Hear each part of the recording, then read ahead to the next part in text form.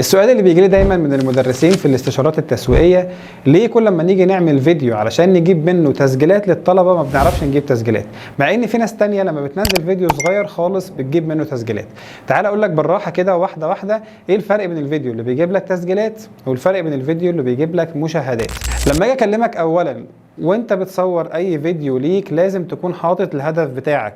بلاش موضوع انك انت تصور فيديو يجيب لك مشاهدات ويجيب لك تفاعلات ويجيب لك كمان تسجيلات، يعني بلاش الفيديو اللي شامل كل حاجه. يعني لازم يكون كل بوست بتنزله، كل ريل بتنزله، كل فيديو بتعمله يكون ليه هدف واحد انت عايز توصله.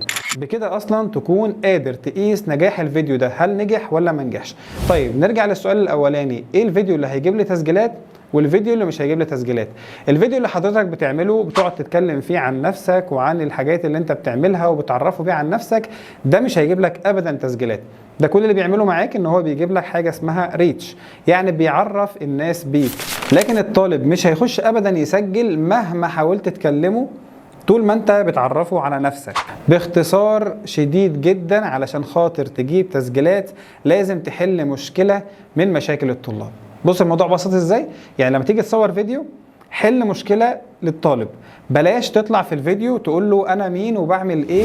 وبكده لما الطالب يبدا يشوف فيديوهاتك وانت بتحلله مشاكله الحقيقيه اللي هو فعلا بيواجهها، هيبدا الطالب يهتم بالفيديو بتاعك وهيطلب ان هو يسجل علشان خاطر هو عنده مشكله عايزه تتحل.